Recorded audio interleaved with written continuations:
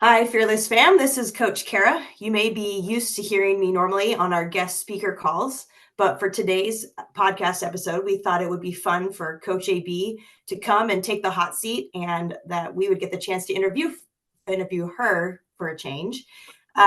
So I'm just going to go ahead and introduce you just like I would one of our guest speakers, if that's all right. Depending on how long you've been around Fearless Fastpitch, you probably know a thing or two about our fearless leader or founder, Amanda Schaeffer, or Coach AB, as we all call her.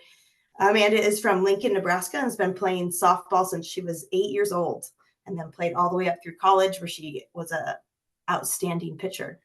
We thought it'd be fun to get to chat with her today, and we're going to ask her some questions about how her journey to finding and utilizing mental skills, and then coming all the way to now where she teaches them to other athletes. So welcome to the podcast, Amanda.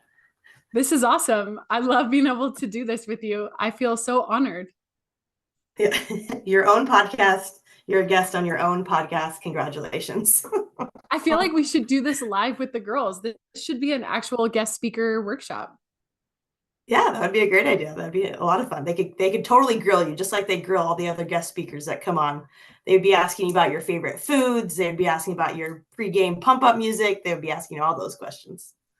I wish that I could remember some of those, but I cannot even remember. I can remember one of my walk-up songs, and I ate an orange before every game. Other than that, I probably couldn't answer those because I feel like in my mind, college was just yesterday, but it has now been 10 years, which blows my mind.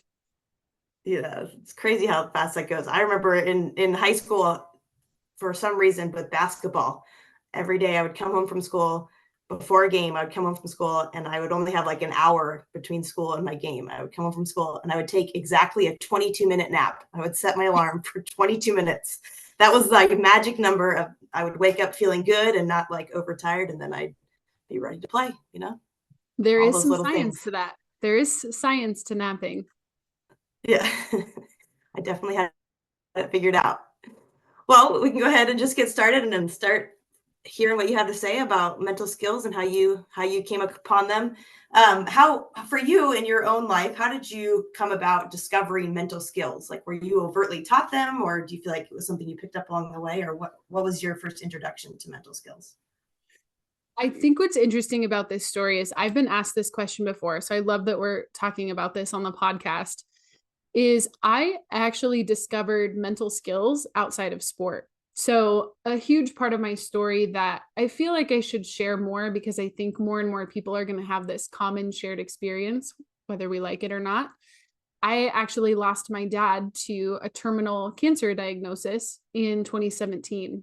And I just remember going through that process, and everyone would come up to me. At the time I was working full time and I loved my job. I had other commitments. I was coaching, I was an assistant coach of a high school team. I was giving lessons. So it's not that I wasn't in the softball world, but one of the things that kept pinging me was people would say, "Hey, like, how are you doing? You just seem so positive. How's your dad doing?" And I was also planning my wedding, and it was just this really weird juxtaposition that people started to notice.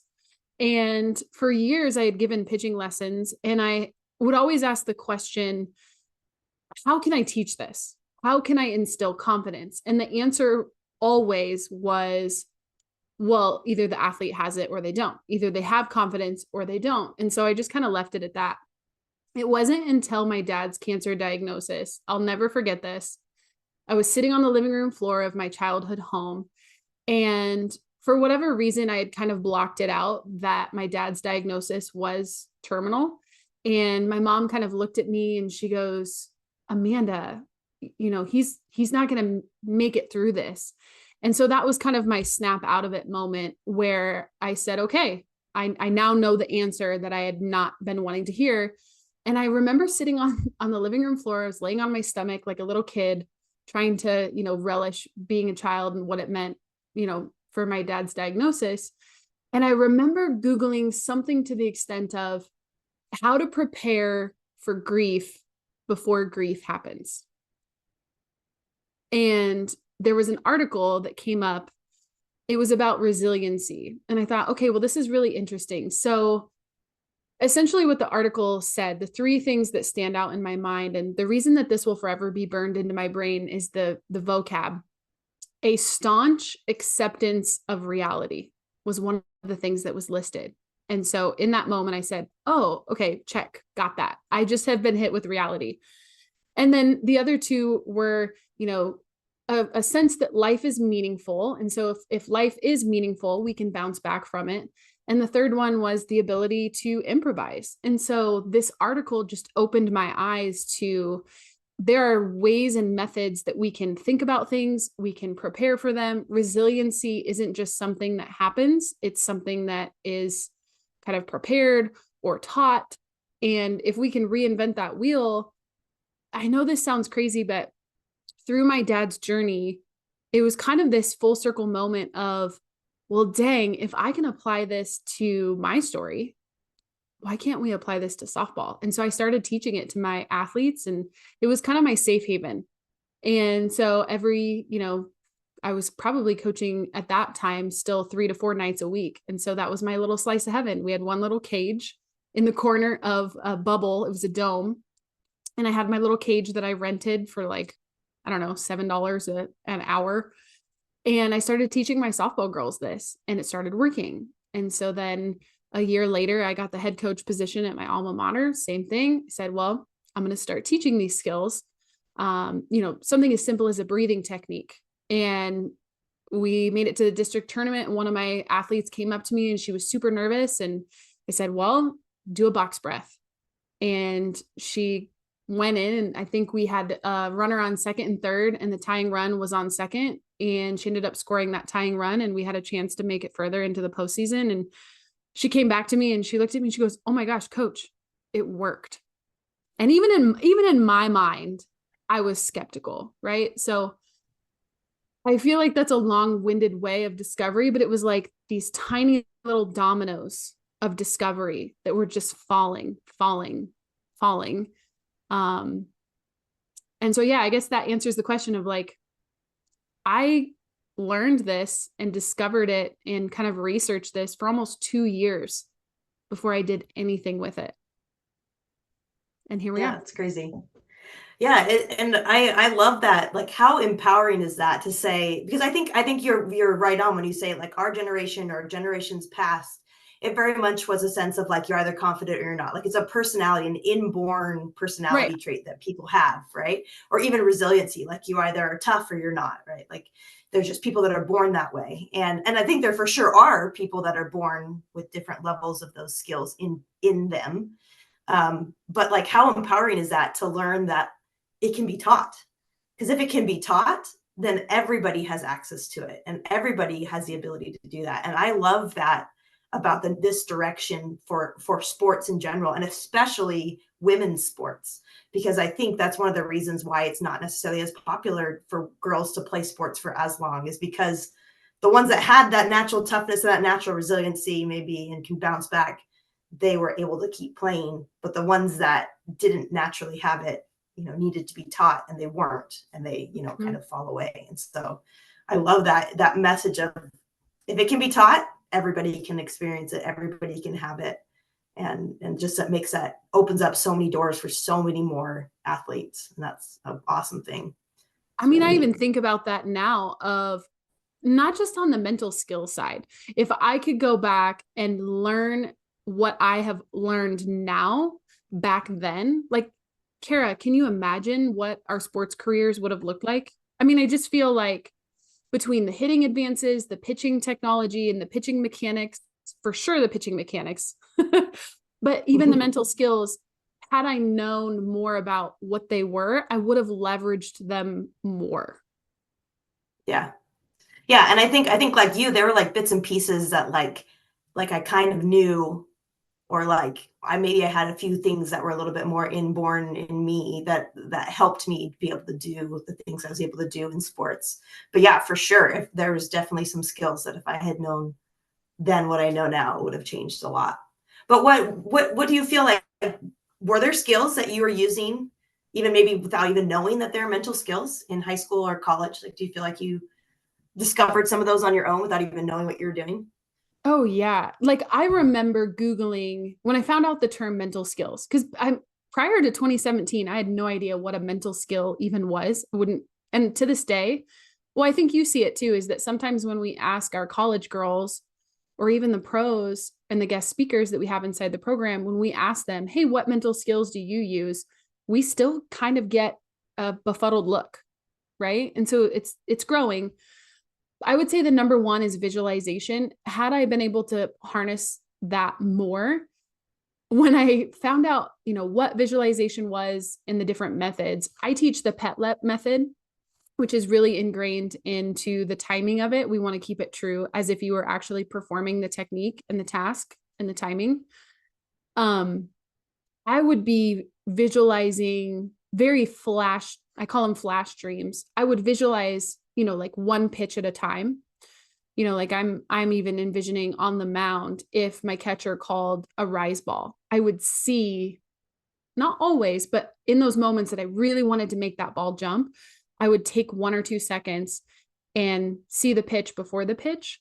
But as far as like visualization the night before and having a guided prompt and mindfulness, some of the things that I'm teaching a lot of my one-on-one clients in our sessions, teaching them the 5-5-5 method and giving them intentional visualization reps to do every night, or especially before a big game. Man, I would have totally loved that. I would have eaten that up had I known how to do it. Yeah, I think what you said too about like if I had known how to leverage it more. I actually was lucky enough that in high school, my volleyball coach and my softball coach um, actually did some of these things with us. Like for volleyball, we would sit down as a team, like we would find a quiet hallway before the game would start, and we would sit down as a team, and my coach would give us a couple of minutes to visualize. He didn't like walk us through the visualization process, which probably would help me a lot because as a teenager, I just kind of like laid there and thought about the game for a second and then like tried not to fall asleep. But like, Right. but yeah, like if I had really, really used that maybe a little bit more, it probably could have helped me. And then we also did affirmations. We actually had to turn in a piece of paper every day before practice with an affirmation of I am a good volleyball player because, or I am a good softball player because. And we had to turn that into our coach every single day of practice. And they actually like kept them and gave them back to us at the end of the season, which was kind of neat. But once again, as like a dumb high school kid, I was like on my way to practice, like walking to the field. Guys, I'm a good why am I a good softball player? Like what should I write? And like, because you had to have a reason of rooted in reality or whatever. And so like, I don't think I really appreciated what they were trying to do for us in the moment. But yeah, looking back, I definitely am like, man, if I could have really like used those affirmations to like build myself up and really think about like, what am I good at and why? And Oh yeah. I think that really, really could have helped me. So maybe I think what I needed as like I said, a dumb kid, I needed someone kind of to hit me over the head and be like, dude, we're doing this to help you. And this is how it's going to help you if you use it.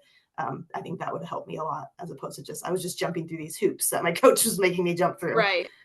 Well, I think that's the thing about Gen Z, and I think Gen Z gets a lot of bad rap, and we've done podcast episodes on this. And you think about why we're doing a drill, these younger generations, they want to know the why. And so if you're just telling them, hey, write why you're amazing or write an affirmation, it's not deep enough. And the, it's not a fault of these coaches out there. You only know what you know. And so if you're waiting for your travel coach or your volleyball coach or your high school coach to teach you these mental skills, I think it's very surface level. I would love to equip more coaches with how to actually teach your players to visualize instead of just saying visualize success, because where does your brain go? We doubt, we fear, we have insecurities, totally normal.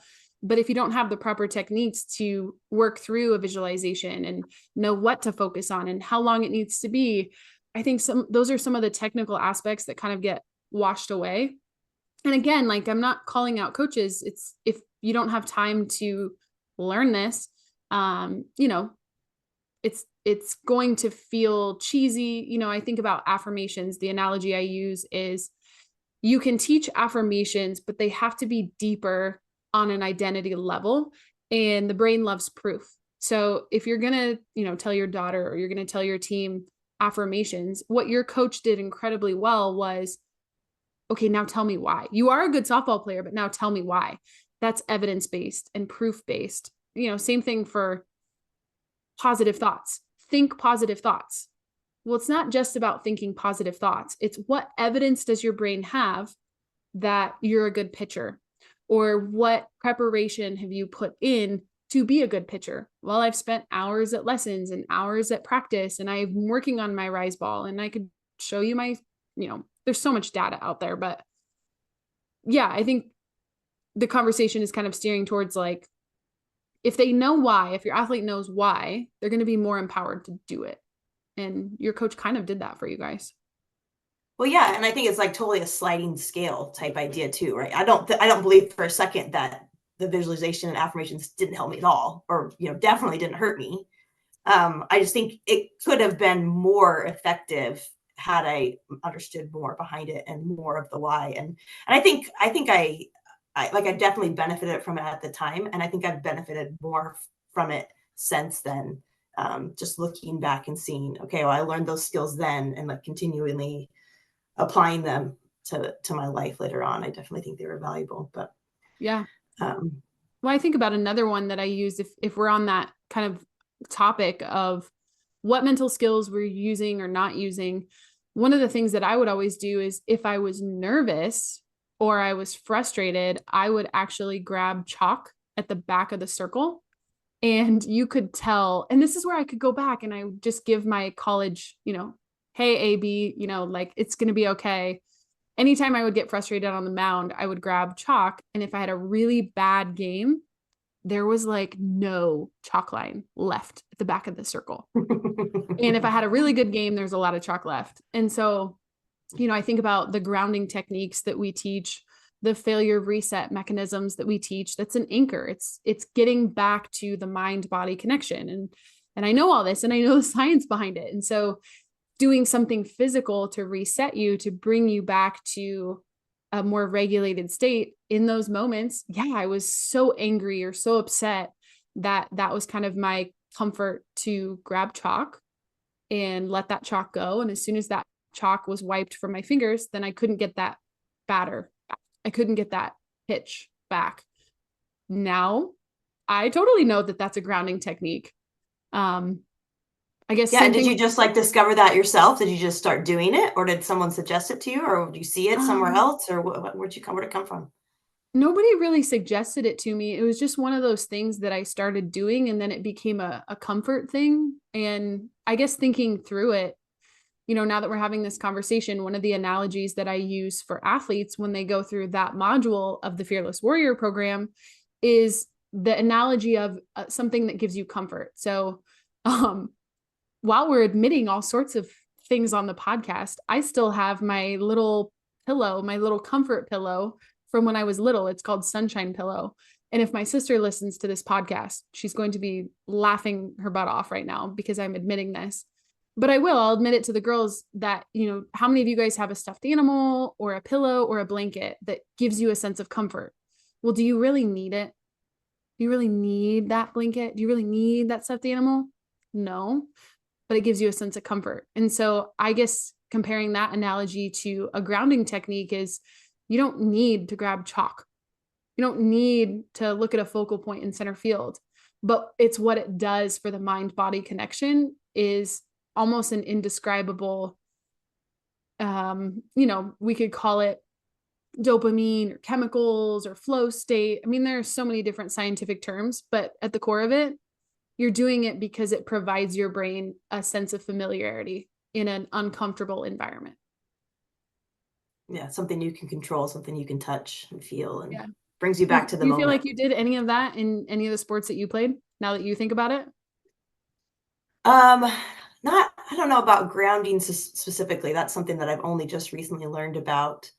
But I definitely had lots of little routines that helped me feel more comfortable. I mean, every basketball player has a free throw routine that you go through, the number of times you dribble and, breathing in and out.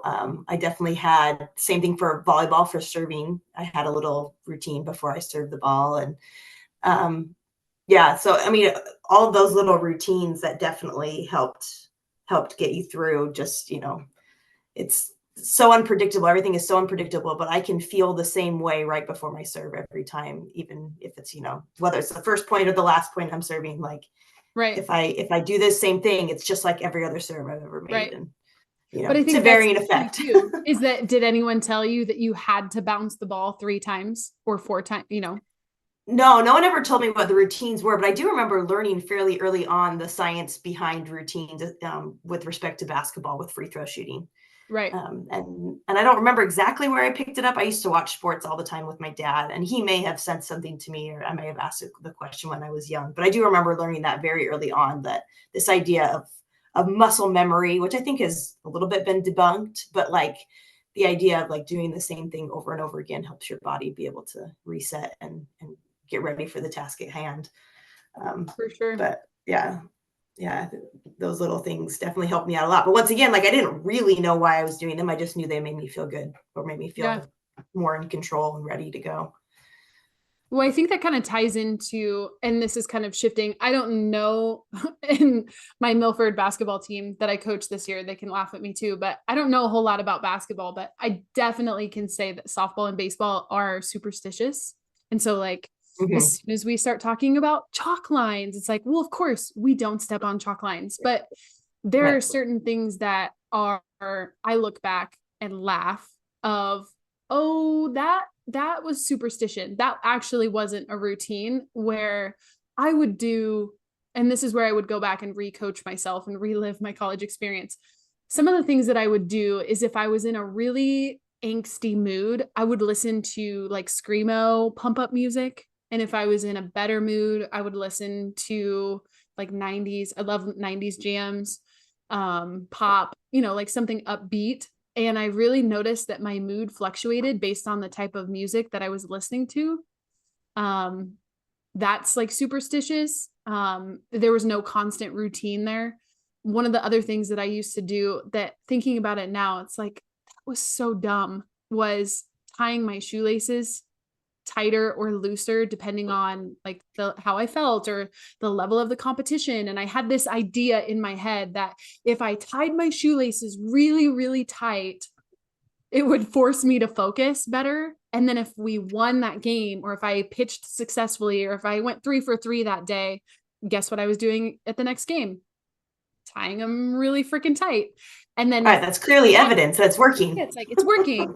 So then it's like, well, then if I played bad, then I would go back to tying my shoelaces really, really loose. It's like, oh my gosh, this is like the dumbest thing ever. What was I thinking? But when you don't have any grasp of like what is working, or how do I stay calm, or how do I stay consistent? If you don't have tools to stay consistent with your mental game, it's always going to be a roller coaster. And my freshman through junior year was a total hot mess roller coaster. I had all the physical skills. I like broke records in high school, and then I got to, I became a little fish in a big pond, and I was just lost mentally. Yeah.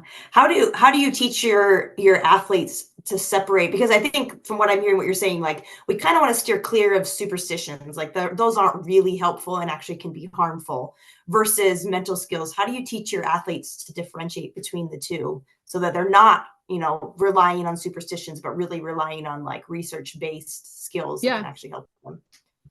I'm actually teaching this in our confidence camp, which by the time that our confidence camp happens, this podcast will be airing. But one of the things that we talk about is the brain loves evidence, right? And so using my example, my silly example of evidence, right? If you're looking for the wrong evidence, or you're focused on the wrong thing, when we say process over outcome, if you're looking for the evidence to be the outcome, your stats, your performance, did I go 3 for 3? How many strikeouts did I get? You're always going to be riding the roller coaster, because it's not within our control. And so the key to confidence is consistency.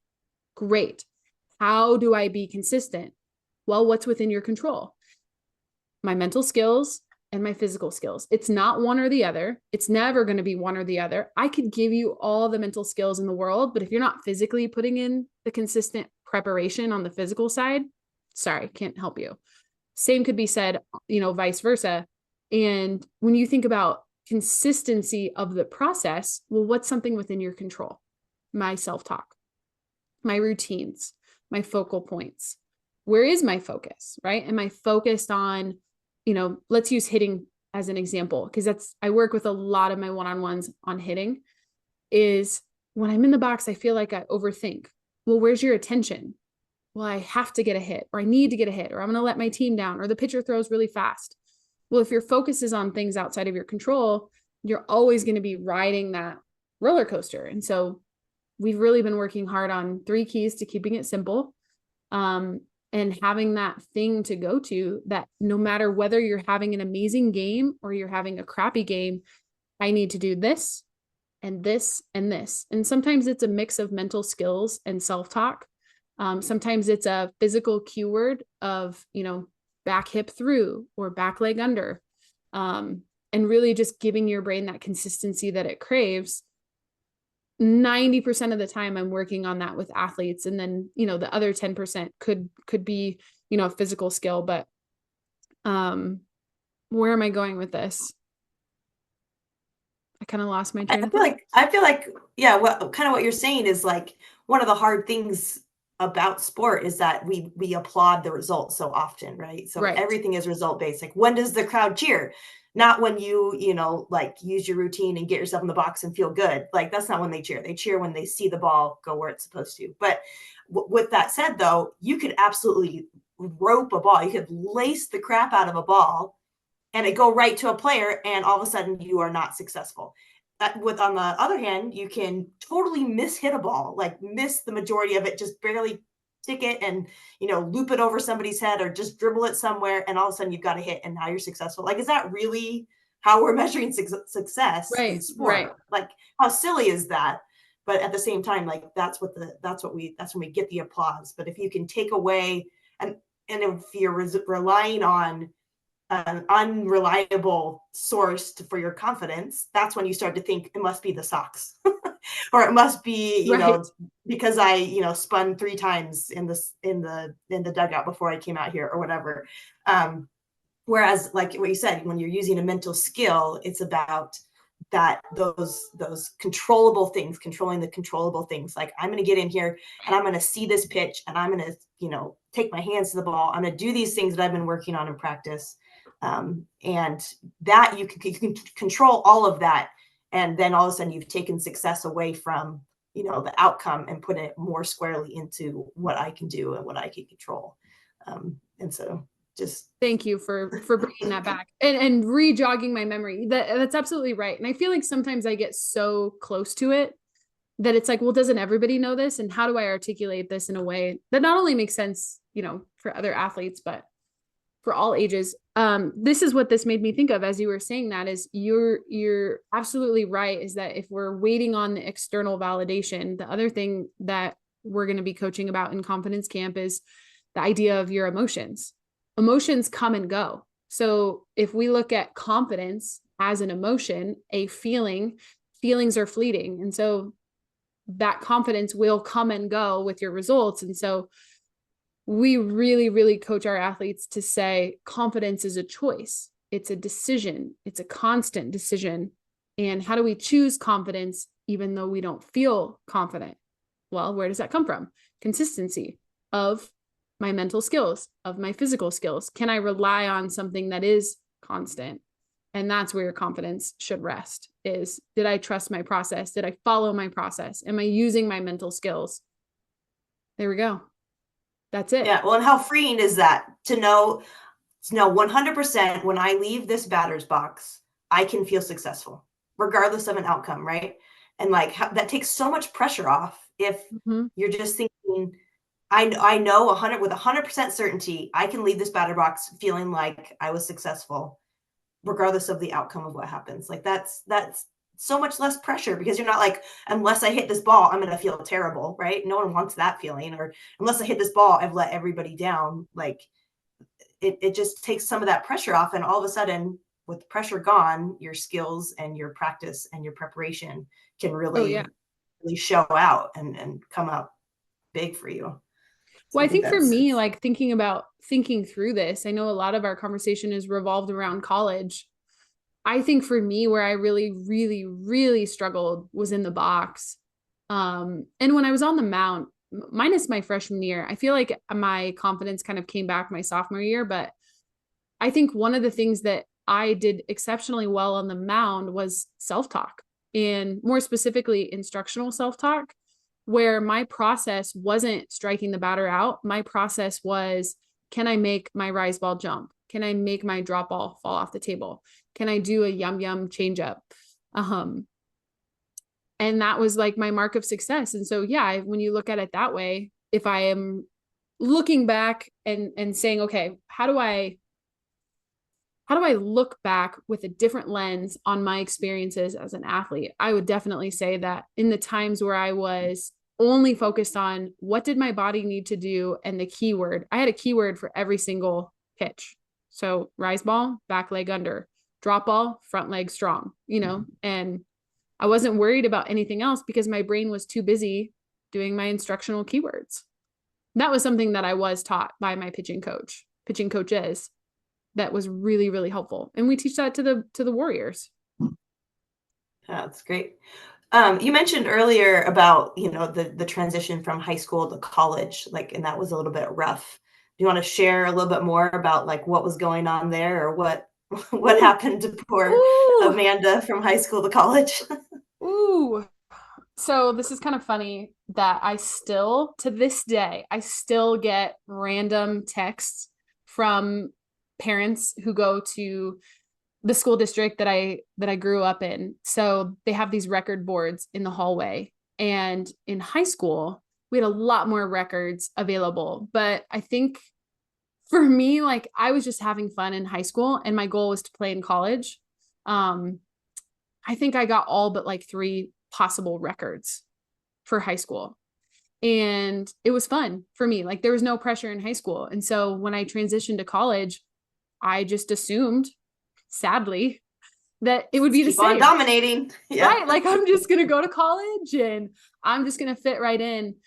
I think the story, if I could tell this succinctly, this isn't a TikTok or a reel, but my college story is actually really bizarre. I committed to a small college. And when I say small, we're talking 600 people in the entire college, very small college in the NAIA. And it got shut down. They were trying to get reaccredited. It didn't go through. Anyway, a month or 2 weeks before school was supposed to start, I think it was about a month, we got a letter and a phone call from our softball coach saying, hey, I'm so sorry. You're going to have to start the recruiting process all over. We're not opening in the fall. So I scrambled to find a new school and I'm really super thankful. This is a God wink because I loved going to Concordia. I ended up committing to a new school. And then the crazy thing is that once I committed to that school, 2 weeks later, the head coach, I don't know if she got fired or if she left, but now here I was facing a coaching change. So within 1 month, I switched colleges, met my new coach, and then they were hiring for another coach. And so even in a normal circumstance, I was just thrown into this conundrum of what is going on? What am I supposed to be doing? I didn't have any idea how much work it was going to take. I was also blindsided by, we were working out in the weight room for 1 hour every day. And then we were conditioning for 1 hour every day. And then we would have a 2-hour practice, and then pitchers and catchers would report for extra time. So going from high school, practicing 2 times 4 or 5 days a week, 10 hours a week, to then 30 hours a week was just a shock.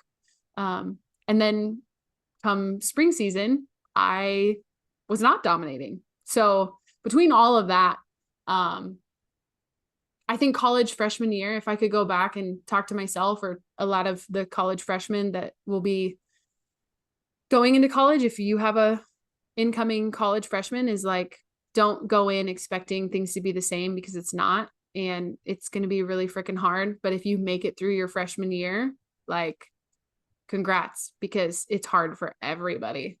It's just a very hard year. It's very eye-opening. Now, hopefully your school doesn't close down and your coach doesn't quit, but that still happens too. Yeah. Yeah. You got to kind of be ready. And that's where that resiliency piece comes in. If you can learn that early on and get that really well instilled, that's the whole idea of resiliency, is being able to kind of roll with the punches and despite what comes up. You I did can not. make it through. Yeah. I did not have that freshman year. I still joke with some of my pitching lessons. I will forever remember there was one game. It was windy. We were playing Peru, and I remember this girl hit a home run off of me, and I watched it go over my center fielder's head, and it hit the yellow like plastic piece that goes on the outfield fence, hit that and went over. And I was like so angry. And why that hangs in my mind, I don't know. That's one of my like scarred memories.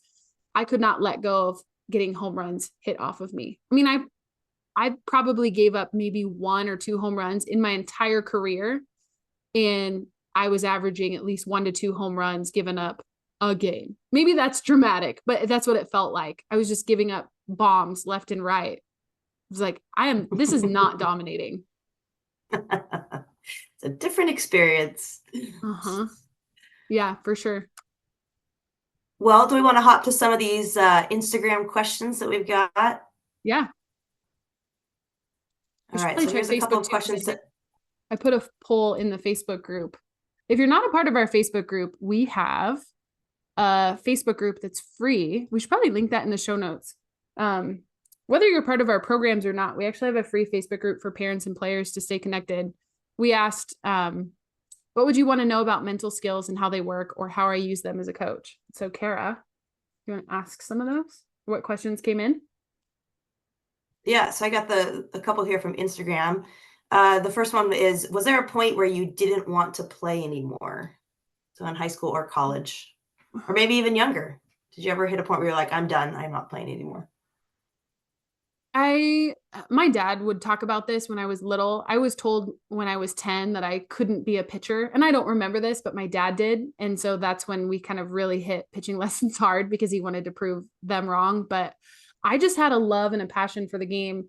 I think the one time in my career where I really got worried was in between my freshman and sophomore year. I had a shoulder injury. It was routine, just scar tissue had built up. I was told that I could continue to pitch with pain and work through it. I ended up getting some cortisone shots, and then I decided between my freshman and sophomore year to have surgery. And there were definitely moments of like, do I love this enough? Do I love this enough to go through this surgery? Am I going to be able to pitch again when I come back? That was a really dark moment. And I also shared this on Instagram, but for the parents listening, please don't freak out if you have college athletes, but it's also a time of self-discovery. So I discovered alcohol and my grades dropped, and I felt this freedom of, okay, I'm making these choices. And I think for me, looking back, it was a realization of I was hiding and avoiding thinking about softball. And so I dove into these other things. Had I been more confident or more, I think, what do I want to say about this? I want to say that there are going to be moments where if your athlete is not prepared to face some of these decisions or these freedoms in college, they're going to experiment. And if they have a hardship or they have a moment where they doubt themselves, I just really wish that I would have reached out to my support system. And that's what I'm finding too. I have a couple of athletes right now that I've coached for a really long time, and asking for help is a really hard thing. Like, it's hard to admit to somebody that you're not making good choices. And I think for me, I'm glad that I went through those experiences, because I think about those moments when I'm coaching my athletes of like, I know what it's like to doubt yourself. I know what it's like to face an injury. I know what it's like to wonder, like, is this worth it? Which is another mental skill, right? We teach your why, knowing your why. And I always felt like, okay, even if I didn't know that was my why was so much bigger of like, I'm going to see this through. This was my goal my entire life, to play college softball. And to me, in my mind, that meant, 4 years and sticking it out. And I'm really glad that I did, because it gave me some of the best years of my life. Yeah, that's great. Yeah, those are big decisions, not to be handled lightly, but I think, like you said, knowing your why can really help. get you through a lot. So you kind of touched on this, that you had an injury, but this question is, how did you bounce back from an injury? Or maybe not you specifically, but how would you suggest other people bounce back? Yeah, I think the biggest question is the same question I face is you have this injury, the what ifs and the worries and the fears come from an unknown future. Well, everyone has an unknown future when you face an injury. Will I be able to return to sport? What will it look like when I return to sport? And I think going back to what we talked about earlier is we really have to key in on the controllables. What can you control? I can control if I'm getting my PT in. I can control if I'm icing. I can control my rehab. And I can even control if you can, if you've got an injury that prevents you from hitting, but maybe you can throw or vice versa. It's like you do have more power over this situation than you realize. I even think about my shoulder surgery. I knew what caused my shoulder injury, and it was incorrect pitching mechanics. I was taught very men's fast pitch, old school, really crank the hips, really crank the arm. I wanted to relearn how to pitch. So if you need to learn a safer mechanic or learn a different mechanic or modify, I totally understand. Like it's scary, the idea of having to change your mechanics, but it's just like any other skill. If you put in the work, you have to have faith that it's all going to work out. So if you're facing an injury, control the controllables, have a little bit of faith. Some parts of your game are like riding a bike. In some parts, you might have to relearn, but how did you learn any other skill? With practice and faith. Yeah, that's awesome. Yeah, don't let perfection be the enemy of good. Yes. Like even if you can't go 100%, maybe you go 50 or 40 or 10 and do what you can. Mm-hmm. Were there any other questions for the Facebook group? I see a love on the post, but no questions. I did only post it 2 hours ago, so a little late on that. But yeah, that's all right. How about this? If you guys do have questions, I love kind of talking, and we should do this more often. And I don't get behind the mic very often for the podcast. So if there's a topic, a question, a concept that you're curious about, send us a DM and put the subject podcast, or send us an email to our support email. Because we want to answer it for you guys. We're here. This podcast is a free resource. And I just want to educate so many people that mental skills are something that you can learn. There's something that you can practice, and there's no right or wrong time to do it. And the analogy that we always use is the weight room. You're not going to the weight room because something's wrong with you. You're going to the weight room to get stronger. Well, the same thing can be applied to your mental game. Don't wait until something's wrong, and invest in your mindset. There's tools that can help your athlete. If you are an athlete, I want you to feel confident. I want you to have a routine. I want you to have this consistency that your mindset can bring you. And yeah, I think about my senior year. If I could relive my senior year, what stood out about that senior year? It was just, this is it. There's no pressure here. Trusting the process, what little process I had. And if that was my focus, then I ended on a high note. So, I think that's kind of like the glaring message, is like, it's never too late to start, and it's something that you can control. Even if it feels like a roller coaster, there are areas that you can be consistent in, just like you're practicing any other physical skill. Yeah, I feel like that is the total message of Fearless, is this idea of you can do it. You can learn how to be fearless. Like don't despair if you don't already feel fearless. Like that's not a prerequisite. What is a prerequisite is the desire to learn how to be fearless, and it can be taught and it can be learned. And if we could tap every athlete on the head and give them that would be the best thing we could do. Osmosis. Boom. Yeah. Downloaded. New what is it called when you update your phone? Please be plugged into a power source. Yeah. So we'll update at midnight. Yeah. All right. Well, this has been awesome. Amanda, thanks for taking the time to chat and to share some of your insights and some of your life experiences. I'm sure that all of the listeners will have found this really, really interesting and educating. So as she said, follow us on the Facebook group. We're always here in the DMs. We're also here for you in the hello email or the support email that you can always shoot us an email. We're happy to direct you to resources and to answer questions. And then just look for our programs, and Confidence Camp is coming up, and we got all sorts of really exciting stuff coming that you can get involved in if this is something that you need in your life. And really the message is everybody needs this in their life, and it can help everyone, no matter where you are. It can help improve your game and give you that next level up. So for sure. Well, and Kara, actually, if we're airing this next Wednesday, the enrollment to Fearless Warriors will be open. Our 12-week mental skills program, it'll be open. So look for that. If it's not posted in, because if you're listening to this podcast when it doesn't first air, you may have missed it, but that's okay. You can always send us a DM with the word warrior and we'll send you the information. We'll link it below in the show notes as well. But we love what we do. It's fun. This has been fun today. It's been really fun. Thanks so much, Amanda. All right. Bye.